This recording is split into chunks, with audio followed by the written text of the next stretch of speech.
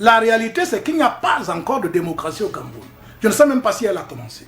Je remercie, oui, patriarche Pierre, je remercie le professeur Biloa d'avoir chuté avec « il faut qu'on respecte ». Et il a précisé qu'il faut que ce soit ceux qui sont au pouvoir, que ce soit ceux qui ne sont pas. Il admet lui-même tout à l'heure que le gouvernement ne respecte pas la loi. Vous voyez ça qui est dangereux. Et vous observez qu'en réalité, il n'y a pas de démocratie. À partir du moment où ceux qui ont le pouvoir ne respectent pas la loi... C'est une démocratie de récompense. Comment vous parlez de démocratie? Mais ça n'existe pas. La réalité, c'est qu'il n'y a pas encore de démocratie au Cameroun. Je ne sais même pas si elle a commencé. Alors, je voudrais appuyer cela avec un exemple. Nous avons déposé un parti pour la légalisation depuis 1 an et demi, depuis précisément 19 mois. Alors, jusqu'à maintenant, le MINAT n'autorise pas notre parti. Mais pourquoi il n'autorise pas? Mais il ne respecte pas la loi.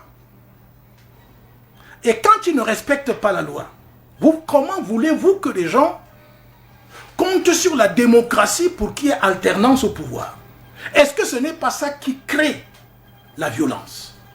Est-ce que ce n'est pas ces frustrations qui amènent des gens à se retrouver dans la violence? Vous avez vu le cas de Cabral Libye. Frustré au fur et à mesure. Vous avez vu le cas de Kamto avec le MRC. En permanence, on interdit leurs réunions, ainsi de suite, sans respecter la loi. Pendant ce temps, à côté, on n'interdit presque pas une réunion du RDPC. Mais il n'y a pas de démocratie. On ne respecte pas la loi. Et ces réunions se tiennent même au palais désormais. Ben, comme vous avez vu... Il y a eu la réunion du bureau politique au palais en 2016. C'est la première fois... Il y a eu toute une réunion du bureau politique en 2016 au palais. Oui, mais je dis bien que c'est grave encore même ce qui vient de se faire. Là encore, on peut comprendre que, bon, comme il disait, c'est les avantages. Bon, le président du parti est le président de la République. Bon, il a peut-être une salle quelque part où il peut mettre, parce qu'il ne veut pas se déplacer, parce qu'il est peut-être fatigué. Il dit, bon, on va faire cette réunion par là. On peut comprendre ça. Mais quand même, quand c'est au palais que vous appelez indifféremment sénateur, membre du gouvernement, député, pour venir, mais est-ce que vous vous rendez compte? Ce n'est pas de la démocratie, c'est l'autoritarisme. Bon, mais je pense comment aussi quelqu'un... Il y a eu des gens qui étaient au palais qui n'étaient pas du RDPC. Comment? Il y a eu des gens qui étaient au palais qui n'étaient pas du RDPC. Bon, mais c'est de ça que je parle. Certains qui sont proches du RDPC. C'est effectivement de ça que je parle. Ça veut dire que ces gens se disent, je ne peux pas faire autrement.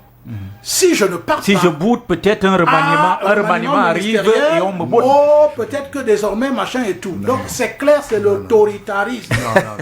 Non. Donc ce n'est pas la démocratie. Non, c'est pas la démocratie. Il n'y a pas d'autoritarisme dans la démocratie. Puisqu'il y a même des ministres du RDPC qui est absent. Non, ça, ils peuvent être absents parce qu'ils étaient malades, parce qu'ils étaient empêchés ou en mission. Mais je voudrais dire tout simplement que il faudrait, on a suivi, je dis bien par suivisme, hein, le professeur va me pardonner cela. Professeur, vous nous avez créé des sérieux problèmes au Cameroun. Quand je dis vous les intellectuels, des sérieux problèmes. Parce que un système qui est entretenu, donc vous-même vous savez qu'à partir du système éducatif jusqu'au système social, politique, économique et tout cela est noyé et entretenu par la corruption. Comment il peut y avoir démocratie lorsque la corruption est endémique et a atteint les niveaux où nous sommes aujourd'hui, où la justice, le magistrat est corrompu, l'agent des forces publiques est corrompu, tout le monde est corrompu. Comment parlez-vous de démocratie?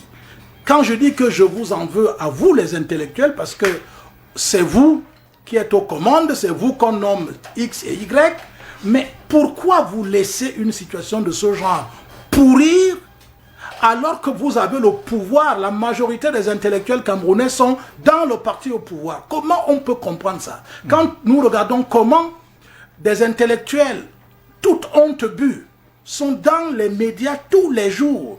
Moi, je dis, Edmond, j'apprécie ton objectivité quand tu es sur un plateau.